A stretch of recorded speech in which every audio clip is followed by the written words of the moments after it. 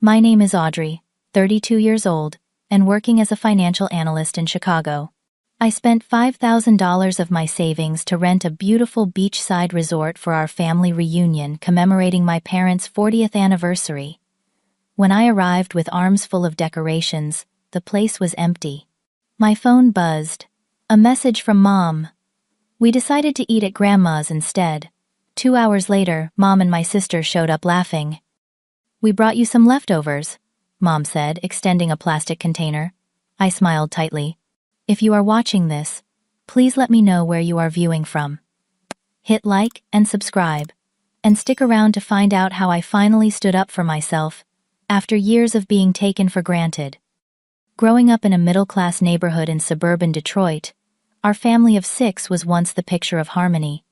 My parents, Margaret and Richard, raised us with traditional family values. As the youngest of 4 siblings, I looked up to my older brothers, Christopher and Daniel, and my sister Stephanie. Every month without fail, we would gather for Sunday dinner, a tradition my father insisted upon to keep the family bonds strong. These dinners were full of laughter, updates about our lives, and sometimes heated but good-natured debates. From an early age, I found myself naturally stepping into the role of the family caretaker. While my siblings focused on their own interests, I was the one who remembered birthdays, organized holiday celebrations, and made sure everyone felt special on their important days. I kept a small notebook with everyone's preferences. Dad preferred apple pie over chocolate cake. Christopher was allergic to shellfish. Daniel loved anything with cinnamon. And Stephanie always appreciated fresh flowers, particularly tulips. Our family vacations to Lake Michigan every summer created some of my fondest memories. We would rent a cabin for 2 weeks, spending days swimming, fishing, and hiking.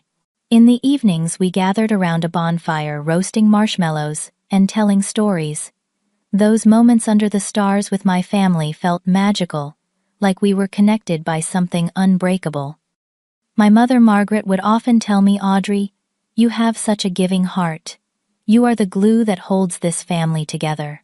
Her words filled me with pride and purpose. Being needed by my family gave me a sense of identity and belonging that I cherished. When I was 18, I received a scholarship to study finance at Northwestern University. Though excited about this opportunity, leaving my family was difficult. Throughout my college years, I made the 4-hour drive home at least twice a month, often arriving late Friday night with homemade cookies or small gifts for everyone. During finals week, when my classmates were focused solely on studying, I was still ordering birthday presents online for Daniel, or helping Stephanie plan her wedding remotely. During my junior year, when Dad had minor surgery, I took a week off from classes to help at home cooking meals and driving him to follow-up appointments. My professors were understanding, but my roommate Katie questioned my priorities. "Your family is full of capable adults," she said. "They managed before you were born. They can handle a week without you." Her words stung because they challenged the role I had built for myself. But I dismissed her concern, convinced that my family truly needed me in a way others might not understand. After graduation, I accepted a position with a financial firm in Chicago. Though now living 200 miles from my family, I maintained my role as the family caretaker.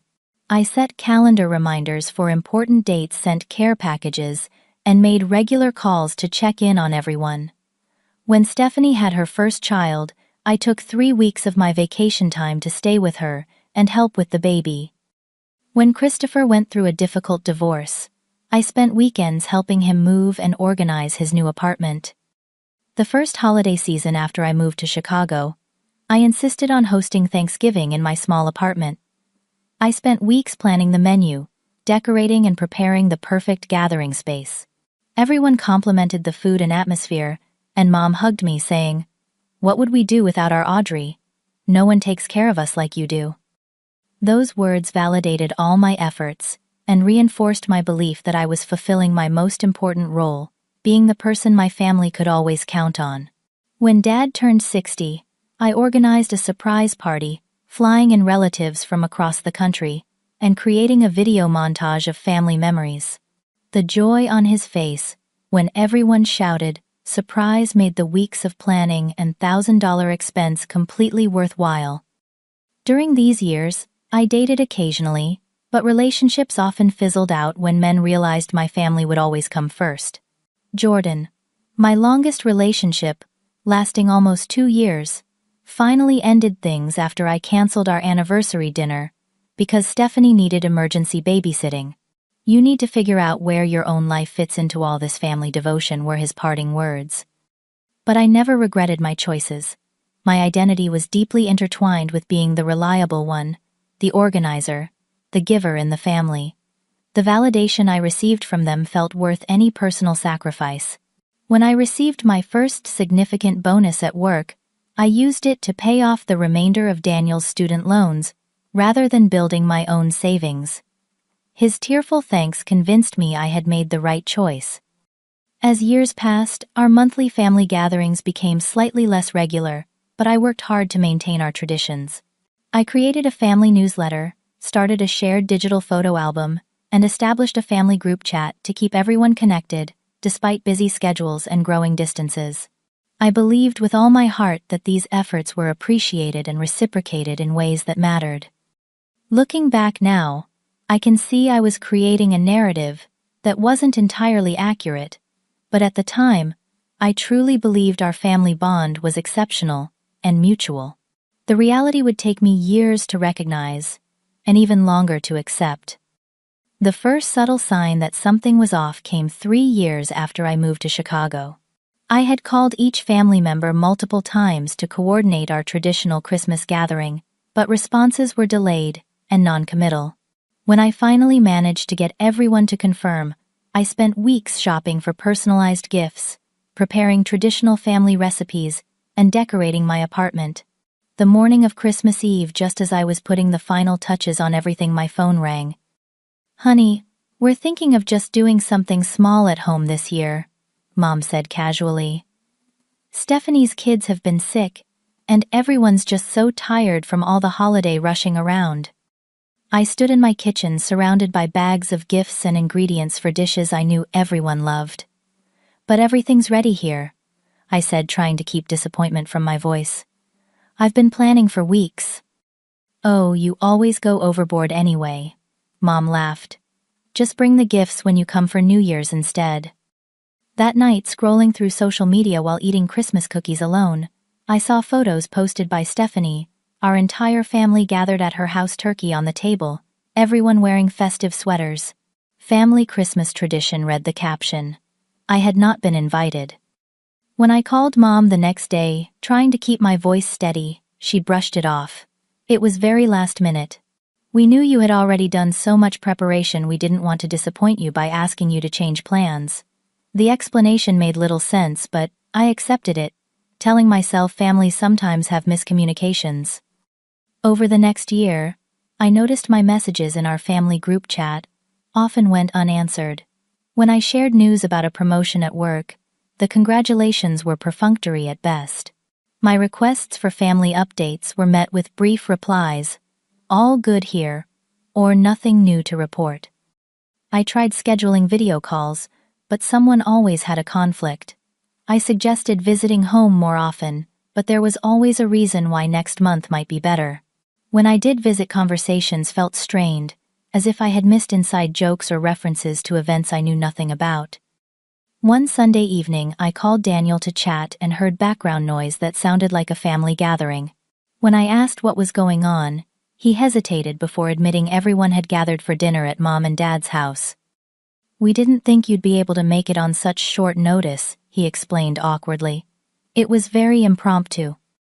The pattern continued and intensified. My birthday passed with just text messages, despite the elaborate celebrations I always organized for everyone else. When I sent a group message suggesting we plan Dad's birthday party, Stephanie replied that they had already handled it without including any details or invitation. I began sending more gifts, making more frequent calls, and offering more help with everyone's problems. If I could just be useful enough, valuable enough, surely they would want to include me again. I transferred money to Christopher when he mentioned car troubles, sent care packages to my nieces and nephews for every minor accomplishment, and constantly offered to fly home at a moment's notice if anyone needed anything. My friend Heather noticed the toll this was taking. Over coffee one Saturday, she asked pointed questions about what I was getting from these relationships. "When was the last time any of them called just to see how you were doing?" she asked. I couldn't remember. "When was the last time they offered to visit you?" "Never." "Audrey, I'm concerned you're being taken advantage of," she said gently. "Relationships should be reciprocal." I defended my family fiercely. "They're just busy. They have kids, local commitments. It's different for me being single and away from home." But her words planted a seed of doubt I couldn't quite shake. That Thanksgiving I flew home despite not receiving a clear invitation. When I arrived at my parents' house with 4 pies I had baked at 4 a.m. Before my flight, the atmosphere was awkward. "We weren't sure you were coming," Mom said, looking flustered. "We've only set the table for 8. I stood in the entryway. Pies balanced in my arms as she explained they had invited neighbors to fill empty seats. The implication that my seat was considered empty before their neighbors were invited cut deeply. Throughout the meal, conversation flowed around me rather than including me. References were made to a family trip to a cabin in August that I had never heard about. When I asked about it, Christopher looked uncomfortable. "It was just something we pulled together last minute," he explained, not meeting my eyes. "For 5 days?" I asked, having caught details of the duration in their conversation. "You were probably busy with work," Stephanie interjected quickly. "We know how dedicated you are to your career." The truth was, I had taken only 7 vacation days that entire year, saving them for family events that I was apparently not being invited to. Later that evening, I overheard Mom and Stephanie in the kitchen. "Did you have to mention the cabin trip?" Mom whispered. "You know how she gets always making us feel guilty when she's not included." "It's exhausting," Stephanie agreed. "The constant texts, always wanting to know everything, sending stuff nobody asks for." I slipped away before they realized I had heard my hands shaking as I packed my overnight bag. I made an excuse about an early client call and drove to a hotel where I spent the night staring at the ceiling, replaying years of interactions in a new and painful light. The following month, I scaled back my communication, waiting to see if anyone would notice or reach out. 3 weeks passed before I received a text from Mom. "Are you mad at us about something? Dad needs help setting up his new phone?" No questions about my well-being, just a request for tech support. I provided detailed instructions via email, but did not call. Another 2 weeks passed in silence. Christmas approached, and no plans were discussed in the family chat. When I finally asked directly, Mom replied that they were keeping it simple this year, with no details offered. I sent gifts as usual, but received only a group thank you text in return. My own gifts arrived late January in a single box, with no individual wrapping, with a note explaining they had been so busy with the holidays they hadn't had time to send them earlier. Valentine's Day came, and social media showed me another family gathering. I hadn't known about a family game night with heart-shaped cookies and decorations.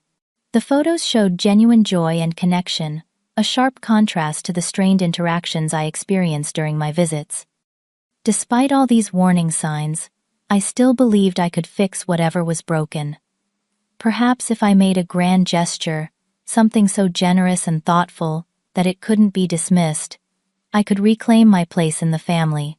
With my parents' 40th wedding anniversary approaching, I saw my opportunity to rebuild what had been lost. As April approached, bringing with it my parents' milestone 40th anniversary, I saw an opportunity to reconnect our increasingly fragmented family. This celebration could be the perfect way to remind everyone of our shared history and values. I still remembered the stories of their wedding day, Mom in her grandmother's restored lace dress. Dad so nervous, he put the ring on the wrong finger. The reception in my grandparents' backyard, where they danced under string lights. Until dawn.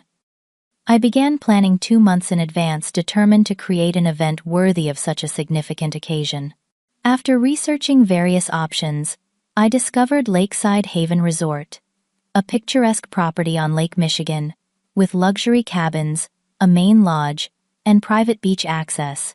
It was just 3 hours from my parents' home, close enough for everyone to attend easily, but special enough to feel like a proper celebration. The resort offered an anniversary package that included accommodations for up to 20 people, a private dinner with customized menu, a professional photographer, and access to all amenities: swimming pool, hiking trails, boat rentals, and spa services. The price was substantial, $5,000 for the weekend, but I had been saving for a home down payment and decided this was more important. Family first always. I created digital invitations with old and new family photos, a timeline of my parents' life together, and details about the resort. The responses came quickly and enthusiastically. "This looks amazing. We're definitely in," texted Christopher. "The kids will love the pool. Count us in," wrote Stephanie. "What a wonderful idea, honey. Your father and I are touched," Mom replied. Even my usually reserved father called to express his appreciation. "This means a lot to us, Audrey. Having everyone together is the best gift we could ask for." Their positive responses fueled my excitement. I spent hours on the phone with the resort staff, customizing every detail. For the dinner menu, I included all my parents' favorites: Dad's beloved beef Wellington, Mom's favorite lemon herb salmon, and the chocolate raspberry cake from the bakery they had used for their wedding. I arranged for the main lodge to be decorated with enlarged photos from their 4 decades together, their honeymoon in Niagara Falls, the purchase of their first home, the birth of each child, family vacations, graduations, weddings, and the poured-in arrivals of grandchildren. I wanted them to walk into the space and see their life's journey celebrated in grand fashion. For activities, I scheduled a family photography session on the beach, reserved a pontoon boat for a sunset cruise, and arranged for a local musician to play the songs from their wedding playlist during dinner. I ordered custom photo albums as gifts for everyone, commissioned a family tree painting, and even had special anniversary wine labels created featuring my parents' wedding photo. As the event grew closer, I sent weekly updates to the family group chat, confirming details and building anticipation. While responses became less frequent, I attributed this to everyone's busy schedules. When I asked for recent photos to complete the displays, only Daniel sent any, but I filled in gaps with images from social media. 2 weeks before the event, I called the resort to confirm all arrangements. Everything was set perfectly. 6 cabins reserved for our family, the main lodge prepared for our dinner, all special requests accommodated. The staff seemed almost as excited as I was about the celebration. "Your family is going to be blown away," the event coordinator assured me. "This is one of the most thoughtful anniversary celebrations we've helped organize." 1 week before the big weekend, I sent a final confirmation message to everyone. Just a reminder that check-in at Lakeside Haven begins at 3 p.m. on Friday. I will be there early to make sure everything is ready. Cannot wait to celebrate Mom and Dad's incredible 40 years together. See you all there. The responses were sparse, but positive. Mom replied with a heart emoji. Daniel confirmed they would arrive around 5 p.m., and Stephanie asked if the resort had high chairs available for her youngest. I took care of her request, immediately messaging her back with confirmation. Christopher did not respond, but he had always been bad about checking messages, so I wasn't concerned. The day before the event, I took a personal day from work to drive to the resort. The 3-hour journey gave me time to imagine the perfect weekend ahead, family reconnecting, memories being shared, perhaps even some healing of the distance I had felt growing between us. I pictured Mom's face when she saw the photo display Dad tearing up during the anniversary toast. I had prepared my nieces and nephews playing together on the beach, while the adults reminisced and strengthened our bonds. I arrived at Lakeside Haven at noon, giving myself plenty of time to oversee the final preparations. The resort exceeded my expectations with its rustic yet elegant main lodge overlooking crystal blue waters, charming individual cabins, nestled among pine trees, and immaculate grounds bursting with spring flowers. The staff welcomed me warmly, taking me on a tour of all the spaces we would be using. The private dining room was being transformed according to my specifications, with round tables draped in cream linens, centerpieces of roses and hydrangeas, Mom's wedding flowers and twinkling lights creating a romantic atmosphere. A table near the entrance held framed photos and memorabilia I had shipped ahead. I inspected each cabin, making sure they were properly prepared for their occupants. For my parents, I had reserved the premium lakefront cabin with a private deck and fireplace. I placed a gift basket in each accommodation tailored to the preferences of the occupants' favorite snacks, drinks, and small thoughtful items. By 6 p.m., everything was perfect. I checked into my own cabin, showered, and changed into a blue dress I had bought specifically for the weekend. The resort was quiet, peaceful, with the gentle sound of waves lapping at the shore and birds calling in the distance. I sat on my porch watching the sun begin its descent and felt a deep sense of satisfaction. Whatever distance had grown between us would surely be bridged by this shared experience. As 7 p.m. approached the scheduled arrival time for most family members, I walked to the main lodge to greet everyone. I had arranged for welcome cocktails and appetizers to be served as people arrived, giving everyone a chance to settle in before dinner at 8:30. 7:30 came and went with no arrivals. I checked my phone repeatedly, finding no messages. At 7:45 I called Mom, but the call went to voicemail. I texted the group chat. "Everything is ready at the resort. Let me know if anyone needs directions." No responses. By 8:15, with dinner preparations well underway, and still no sign of my family, anxiety began to replace anticipation. I called each of them individually, reaching only voicemails. I paced the empty lodge, reassuring the increasingly concerned staff that my family would arrive soon, probably just delayed by traffic or getting the children ready. At 8:45, my phone finally chimed with a message. From Mom. "We decided to have a small gathering at your grandmother's house instead.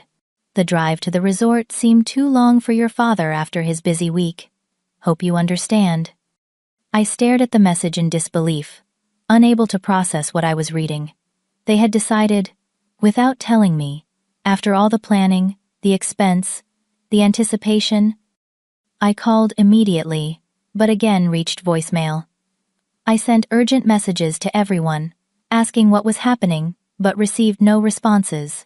The knot in my stomach tightened as I approached the restaurant manager to explain that our dinner would need to be delayed. His sympathetic expression only deepened my humiliation. An hour later, as I sat alone on a bench overlooking the darkened lake, headlights appeared in the resort driveway. A single car pulled up, and I recognized my mother and Stephanie getting out. They walked toward me casually, as if arriving for a regular visit rather than hours late to a meticulously planned celebration. "There you are," Mom said, holding a plastic container. "We brought you some leftovers from Grandma's. Everyone says hi." I stood frozen on the resort's wooden walkway, staring at my mother and sister in the soft glow of the pathway lights. Margaret looked relaxed in her casual sweater and jeans, certainly not dressed for the anniversary dinner I had planned. Stephanie was checking her phone, barely making eye contact with me. "Leftovers." I finally managed to say, my voice sounding strange even to my own ears. "I don't understand. Everyone confirmed they were coming here. I've been sending updates for weeks." Mom shrugged, extending the plastic container toward me. "Plans change, honey. Your father was exhausted from work, and Grandma really wanted to host. You know how she gets when she sets her mind on something." I couldn't bring myself to take the container. Behind me, the resort staff were discreetly dismantling the elaborate anniversary dinner setup I had spent hours perfecting earlier that day. The centerpieces I had specifically designed to incorporate elements from my parents' wedding. The custom menu cards with their names and wedding date embossed in gold. The anniversary cake waiting in the kitchen. "Why didn't anyone tell me?" I asked, struggling to keep my voice steady. "I've been here since noon making sure everything was perfect. The resort staff have been working all day. I confirmed with everyone last week." Stephanie finally looked up from her phone. We did tell you. Mom texted you. An hour ago, I said, my voice rising, despite my efforts to remain calm, after I'd been waiting for hours. After everything was ready. Audrey, you're overreacting, Mom said, her tone shifting to one I recognized from childhood, the one used when she thought one of us was being unreasonable. It's just dinner. We can do the resort another time. Just dinner, I repeated, gesturing toward the lodge behind me. I planned this for 2 months. I spent $5,000 to rent this entire place for our family. That got their attention. Mom's eyebrows shot up. $5,000. That's ridiculous, Audrey. Nobody asked you to spend that kind of money. It's Mom and Dad's 40th anniversary. Everyone seemed excited about celebrating here. Dad himself told me having everyone together was the best gift you could ask for. Stephanie's expression softened slightly. We didn't realize you'd gone to such expense.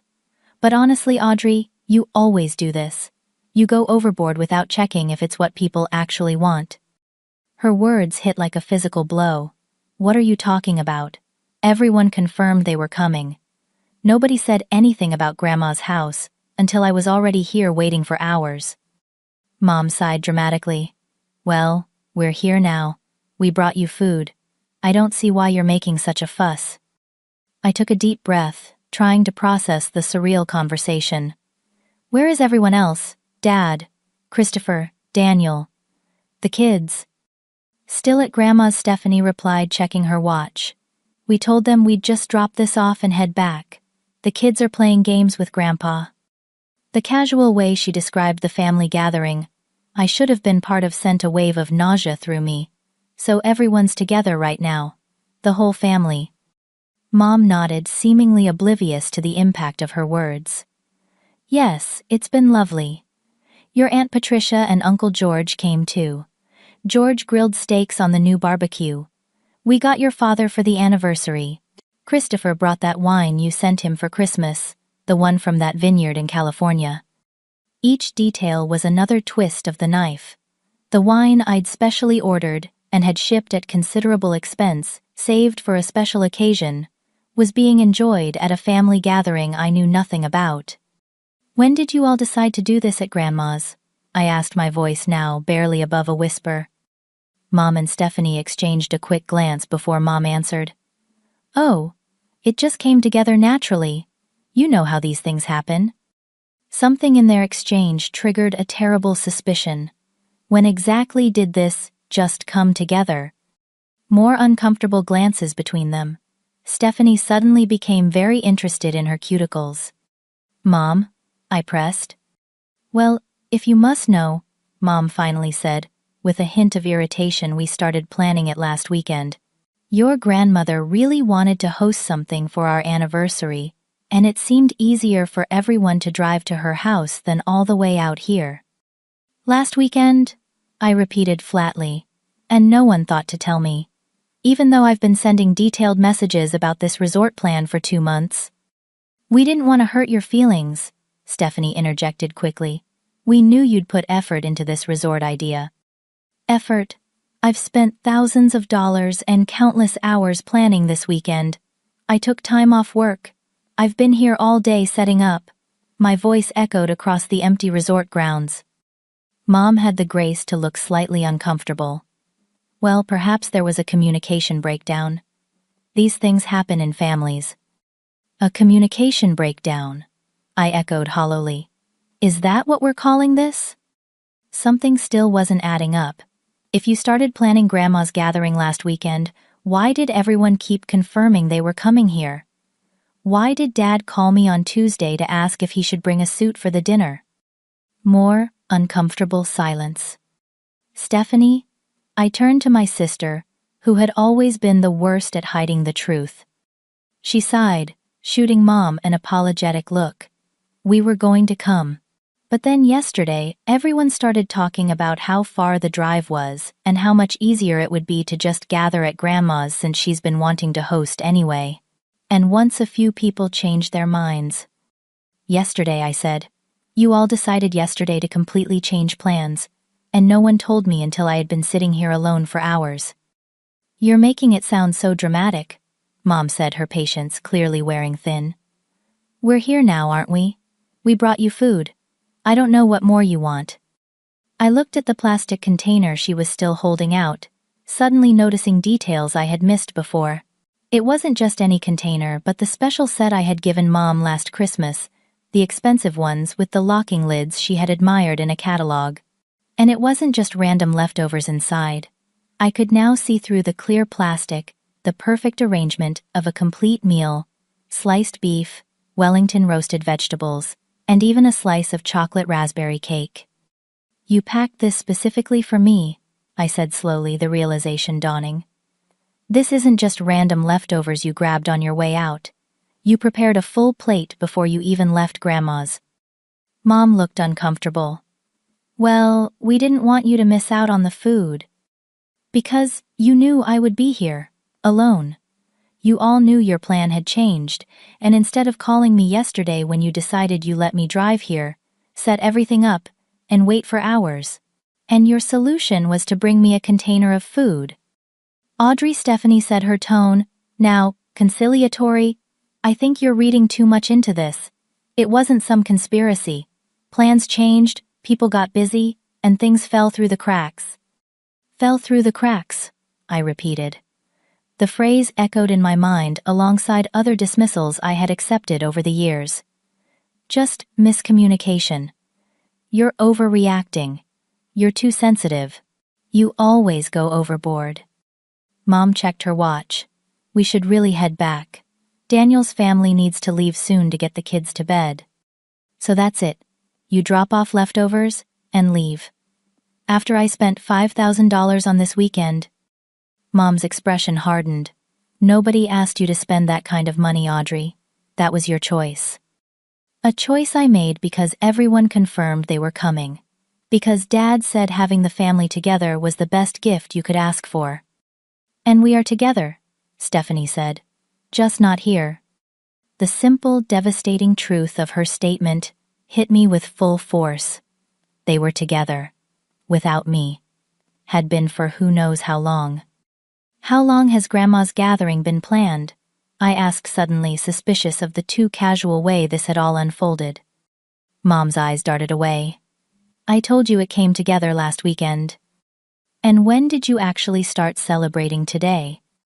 More uncomfortable silence. Mom. Well, if you must know, we had a small dinner there last night too, she finally admitted. Just family. Nothing fancy.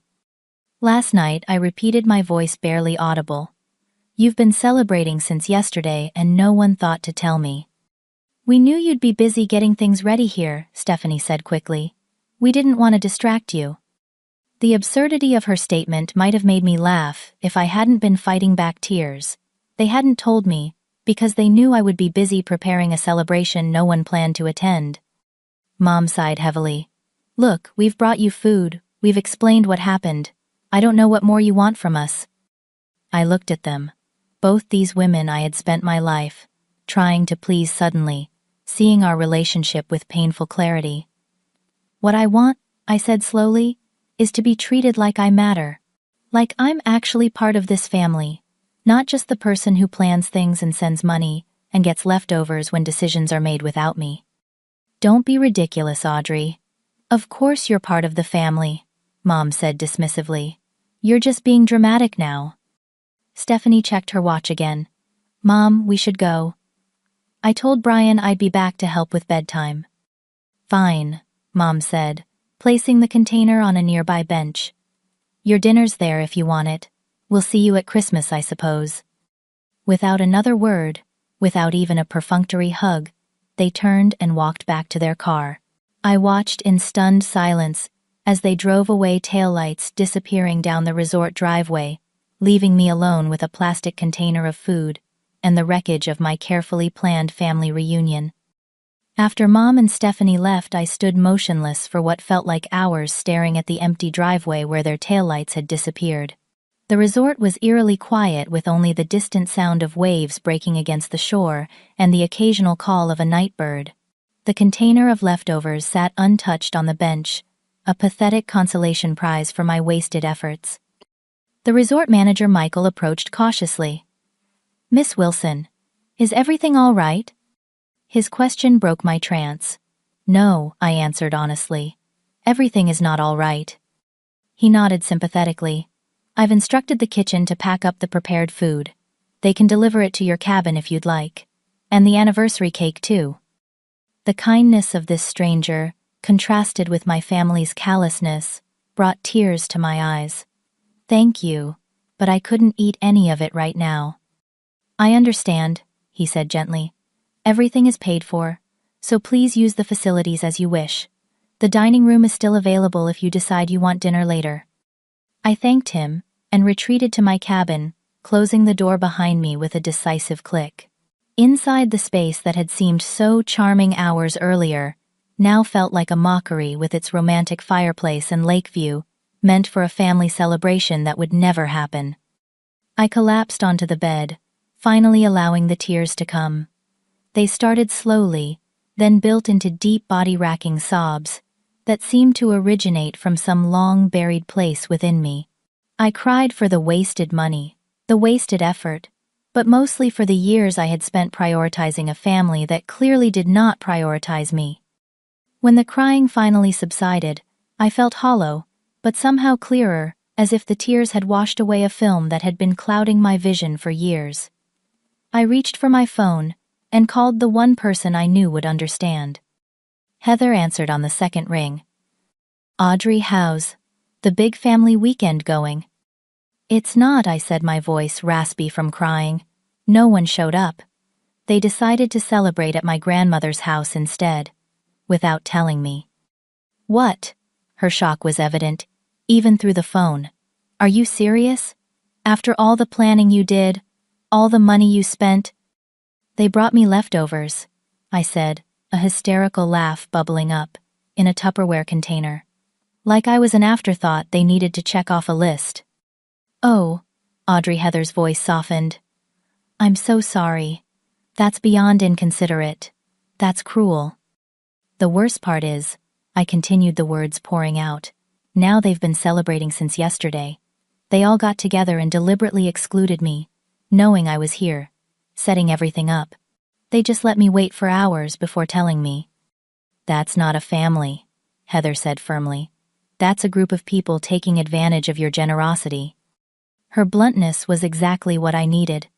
For years, I had made excuses for their behavior, rationalized their actions, blamed myself for expecting too much.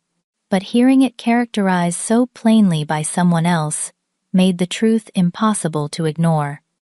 "I think you've been right all along," I admitted, "about them taking advantage of me." "I wish I wasn't," she replied. "But Audrey, this pattern has been going on for years. You give, and they take without reciprocating. When was the last time any of them did something thoughtful for you?" I searched my memory and came up empty. There were birthday texts, Christmas gifts that felt obligatory, rather than personal, occasional phone calls that invariably ended with requests for money, advice, or assistance. But genuine, unprompted thoughtfulness, I couldn't remember a single instance in recent years. "I need to look at something," I said suddenly. "Can I call you back?" After hanging up, I opened my banking app and began scrolling through past transactions. The evidence was stark and undeniable. In the past year alone, I had sent Christopher $3,000 for car repairs, paid $1,500 toward Daniel's daughter's dance program, contributed $2,000 to Stephanie's kitchen renovation, and spent countless smaller amounts on gifts, care packages, and family expenses. Moving to my email, I searched for flight confirmations. 6 trips home in the past year, all paid for by me. Each visit had been initiated by me or prompted by some family emergency that required my presence or assistance. Next, I opened my text messages and began scrolling through conversations with family members. A pattern emerged, so clearly it was painful to recognize my lengthy, thoughtful messages met with brief, often delayed responses. My questions about their lives answered superficially, if at all. My offers of help accepted without hesitation, My requests for emotional support ignored or deflected. The calendar on my phone told a similar story. Meticulously noted, family birthdays, anniversaries, school events, all with reminders set weeks in advance, so I wouldn't forget to send gifts or call. In contrast, my own birthday 3 months ago had passed with only text messages from my family, despite the elaborate surprise party I had organized for Daniel just weeks earlier. Most damning of all were the social media posts I had somehow overlooked or rationalized away. Family gatherings I hadn't been invited to. Group photos with captions about everyone being together when I was conspicuously absent. Celebrations of achievements I had never been told about. Evidence of a family life that continued without me, that perhaps preferred to continue without me. I called Heather back, my voice steadier now. I've been so blind. Not blind, she corrected gently. Just hopeful. You wanted to believe the best about your family. There's nothing wrong with that. But there is something wrong with letting myself be used, I said, a new resolve forming. With pouring all my emotional energy and financial resources into relationships that are completely one-sided. So what are you going to do? It was a good question. The old Audrey would have swallowed her hurt, made excuses for everyone's behavior, and tried even harder to win back their approval and inclusion. But that Audrey had been standing alone in an empty resort, waiting for a family that had no intention of showing up. I don't know yet, I answered honestly. But I know I can't keep doing this. We talked for another hour, Heather providing the sympathetic ear I desperately needed. When we finally hung up, it was past midnight. I was emotionally exhausted but too wired to sleep.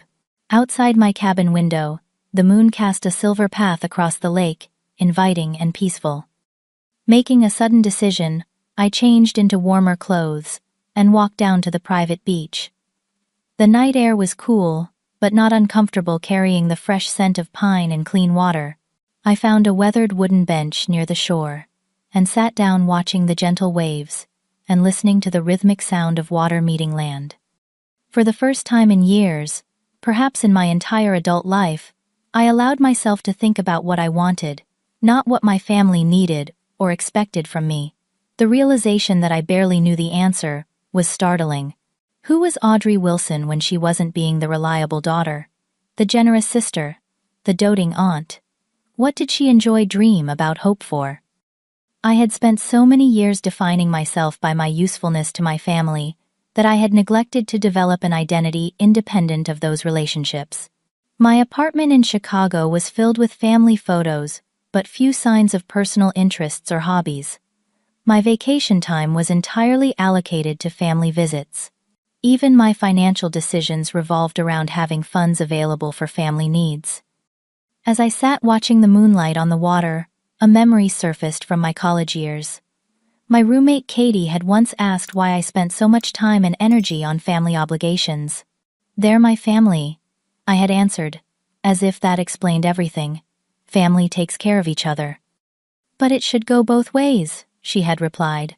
They should be taking care of you too. I had dismissed her words, then convinced she simply didn't understand the special bond our family shared. But sitting alone at a resort I had paid for, waiting for a family that had chosen to celebrate without me, those words returned with painful clarity. Family should go both ways. Love should go both ways. Relationships should go both ways. As dawn broke over the lake, painting the sky in delicate pinks and golds, I made a decision. I would not leave the resort early, as part of me had been tempted to do. I had paid for this weekend, and I would enjoy it even if I was alone. Moreover, I would use this time to begin the process of rediscovering who I was and what I wanted from life and relationships moving forward. The first rays of sunlight touching my face felt symbolic, the dawn of a new understanding, and perhaps a new chapter in my life. For the first time since arriving at the empty resort, I felt something other than hurt and humiliation. I felt the faint stirrings of liberation. I returned to my cabin as the resort was coming to life, staff members beginning their morning routines, and early rising guests heading toward the main lodge for breakfast. After a quick shower, I made a decision that felt both small and monumental. I would have breakfast in the dining room, rather than hiding away in my cabin. Dressed in clothes I had packed for family activities, I made my way to the restaurant. The hostess greeted me warmly, not a hint of pity in her expression. "Good morning, table. For one." "Yes, please," I replied, realizing these might be the most honest words I had spoken in years. Table for one. Just me. Not waiting for anyone. Not accommodating anyone else's preferences or schedule. Over a leisurely breakfast of blueberry pancakes and fresh coffee, I opened my laptop and created a spreadsheet titled Family Financial Record. With methodical precision, I documented every dollar I had spent on family matters over the past 5 years: gifts, loans, travel expenses, event planning, emergency assistance. The total made me gasp, audibly drawing curious glances from nearby diners. $87,000. Nearly $100,000 that could have been in my retirement account, or used for a down payment on a home, or invested in furthering my education, or simply enjoyed on experiences that brought me joy. Instead, it had all flowed one way toward a family that could gather for 2 days of celebration without even telling me. Next, I created a document titled Personal Boundaries, something my therapist had suggested years ago, but I had never taken seriously. I began listing specific changes I would implement immediately. 1. No more sending money without formal agreements about repayment. 2. No more last-minute flights home for non-emergencies. 3. No more planning family events without shared financial responsibility. 4. No more one-sided gift-giving. 5. No more rearranging my schedule to accommodate everyone else's. As I typed, each item felt like removing a weight I had carried for so long. I had forgotten it wasn't a natural part of me. By the time I finished my coffee, I had a comprehensive list of boundaries and specific actions to enforce them. Closing my laptop, I noticed a flyer for the resort's activities. Today offered guided nature walks, kayak rentals, a wine tasting event, and evening yoga on the beach. On impulse, I approached the activities desk and signed up for all of them. This weekend would be mine, filled with things I wanted to do, not obligations or responsibilities toward others. The morning nature walk introduced me to Eleanor, a silver-haired woman in her 70s, with striking blue eyes and an air of serene confidence. As we walked the wooded trail behind the resort, she asked what brought me to Lakeside Haven. Before I could consider a polite deflection, I found myself telling her the truth. I planned a family reunion that no one showed up for. Instead of the awkward sympathy I expected, Eleanor laughed, a rich, genuine sound. "Oh, my dear, welcome to the club." Over the next 2 hours, as we identified wildflowers and spotted woodland creatures, Eleanor shared her own journey of learning to prioritize herself after decades of thankless family caregiving. Her husband had died young, leaving her with 3 children to raise alone. She had devoted everything to them, postponing her own dreams and needs indefinitely. It took my 60th birthday alone, because everyone was too busy, for me to realize I had trained them to see me as a resource, not a person, she explained as we paused by a small waterfall. They loved me, but they didn't respect me, because I had never taught them to. "How did you change things?" I asked, recognizing my own situation in her words. "First I got angry," she said simply. "Really properly angry. Not the kind you swallow down with a smile, but the kind that fuels action. Then I made a list of what I wanted from life before it was too late. And finally I started saying no. Often, and without guilt." "Was it hard? Did your family resist?" "Of course they did," she chuckled. "People don't like change, especially when the old way benefited them. But eventually the relationships that were meant to survive did, just in healthier forms. And I discovered parts of myself I never knew existed." After the walk, Eleanor invited me to join her for lunch, and I gladly accepted. Over grilled salmon and fresh salad, she asked questions no one had asked me in years. What were my passions? What did I enjoy doing in my free time? What dreams had I put on hold? I struggled to answer, which was revealing in itself. I guess I've been so focused on being there for everyone else that I've neglected figuring out what I want.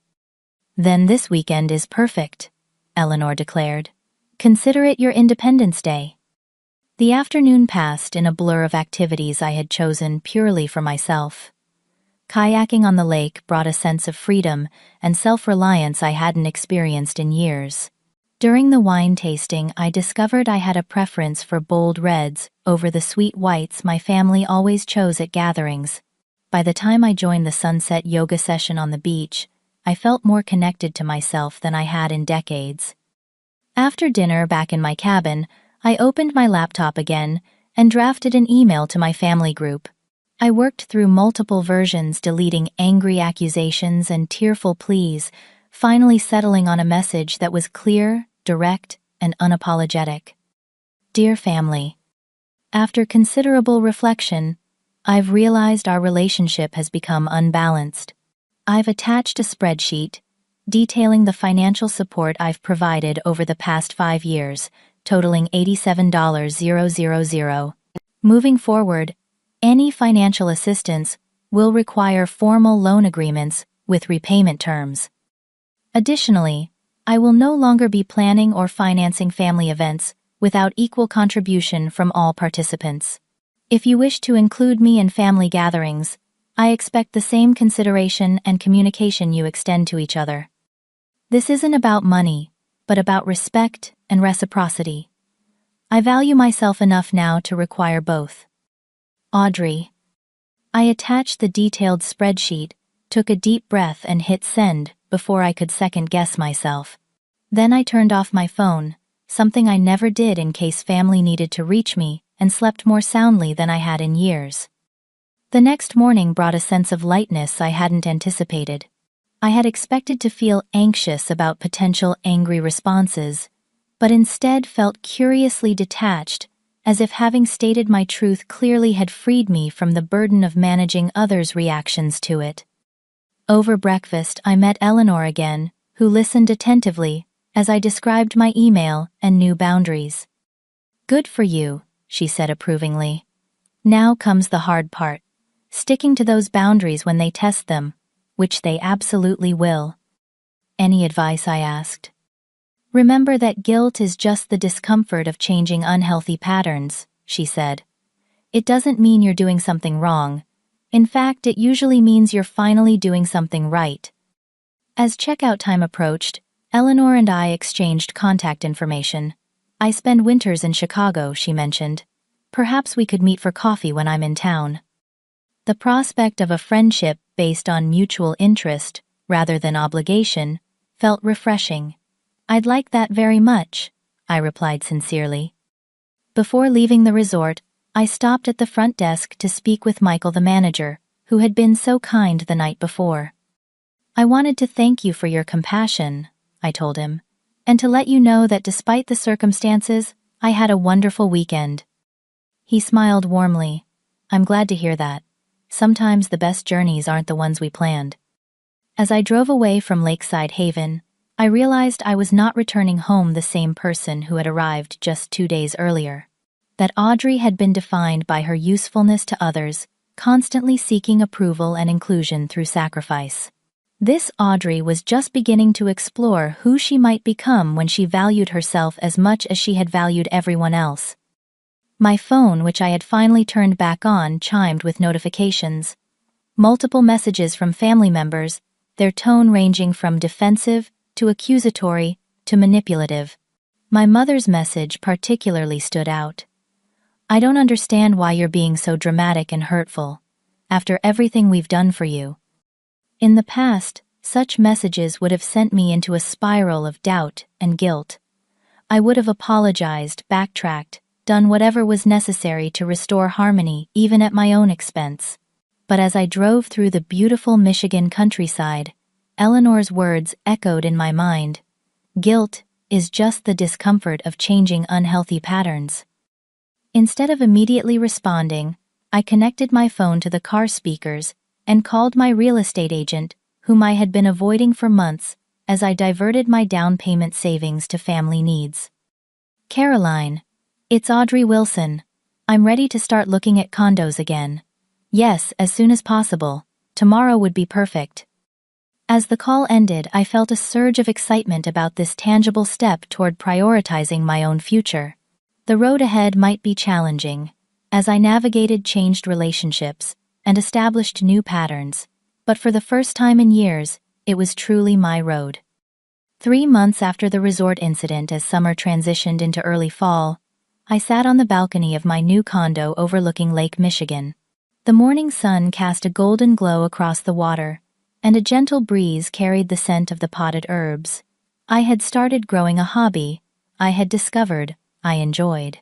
My coffee steamed beside my laptop, where I was reviewing final changes to my new personal website. After years of helping everyone else achieve their goals, I had decided to use my financial expertise to launch a side business as a financial independence coach for women.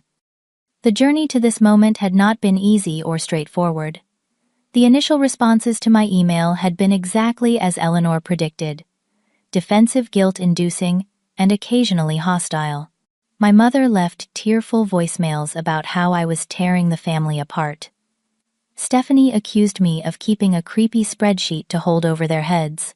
Christopher insisted I had offered money freely, and it was weird and petty to bring it up now. Daniel alone had responded with some reflection, acknowledging that the family dynamic had become unbalanced, though even he balked at the idea of repayment plans. For 2 weeks I had maintained radio silence, giving myself time to process their reactions without being pulled back into old patterns. When I finally responded, it was with brief, clear messages, reiterating my boundaries without justification or apology. I declined family events that felt like attempts to guilt me back into my old role, but accepted an invitation to lunch with Daniel, the only one who had shown any self-awareness. That lunch proved to be a turning point. Away from the group dynamic, Daniel admitted that the family had taken my generosity for granted. "You were always so willing to help that we stopped seeing it as exceptional," he explained. "It became the expected baseline." "Did you ever wonder why I was never included in some family gatherings?" I asked directly. He had the grace to look uncomfortable. "Honestly, sometimes it was because when you were there, everyone relied on you to handle everything. Other times," he paused, clearly choosing his words carefully, "I think people felt judged by how much you were willing to do. Your level of giving made everyone else's contributions seem inadequate by comparison." His honesty, though painful, was illuminating. My overfunctioning had created resentment on both sides, me resenting their lack of reciprocation, them resenting the implicit expectations my behavior created. Over the following months, I maintained my boundaries firmly, but without animosity. I declined requests for money, but offered practical advice instead. I attended some family functions, but arrived and left on my own schedule. I brought reasonable contributions to potlucks, rather than catering entire events. Most importantly, I invested significant time and resources in my own well-being and future. I joined a women's hiking group, started therapy with a counselor specializing in family dynamics, took a photography class, and made the decision to invest in my own home, rather than continuing to rent while subsidizing my family's lifestyles. The mortgage approval letter for my lakefront condo had arrived the previous week, a tangible symbol of my new priorities. Not everyone in my family adapted well to the new dynamic. My mother still made passive-aggressive comments about how I used to be so generous and cared more about family. Stephanie had largely withdrawn, apparently finding our relationship not worth the effort without the practical benefits I had previously provided. But Daniel and I had developed a more authentic connection based on mutual respect, rather than one-sided giving. And surprisingly, my father had begun reaching out more directly, suggesting one-on-one lunches where we had conversations about our lives, rather than just family logistics. As promised, Eleanor had contacted me upon her return to Chicago, and our coffee meeting had evolved into a weekly tradition. Her perspective as someone 20 years further along a similar journey provided invaluable guidance and reassurance. Under her mentorship, I had begun developing workshops on financial independence for women, combining my professional expertise with my personal experience of breaking free from financially exploitative relationships. The most profound change, however, was internal. I no longer defined my worth by what I could do for others or how much I sacrificed. I had learned to recognize the difference between genuine generosity that springs from abundance and the compulsive giving that came from insecurity and a need for approval.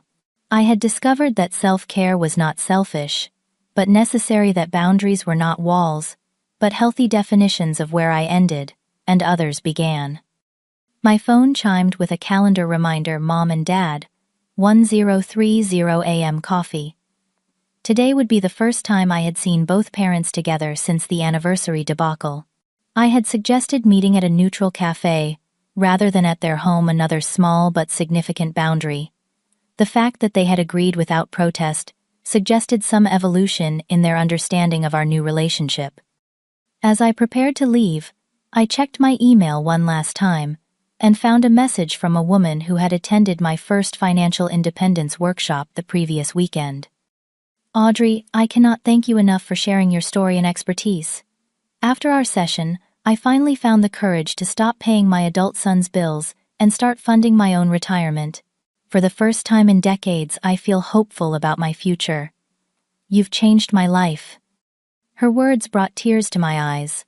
The pain of my family experience was transforming into something meaningful, helping others avoid or escape similar patterns. My personal healing was creating ripples beyond my own life. The coffee meeting with my parents went better than expected. There were awkward moments and old patterns tried to reassert themselves. I noticed Mom expectantly pushing the bill toward my side of the table, a habit so ingrained she probably wasn't even aware of it. But when I simply said, "Shall we split this 3 ways?" she agreed without comment, small steps but meaningful ones.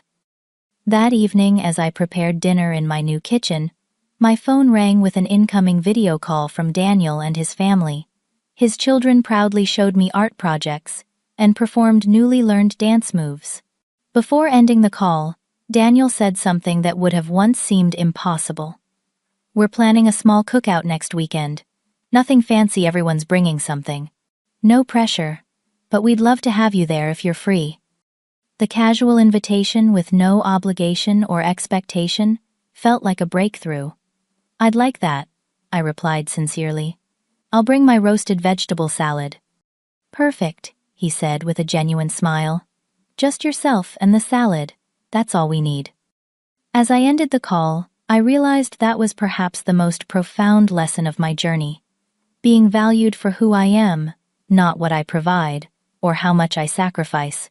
Building relationships based on mutual respect and reciprocity, rather than obligation and utility.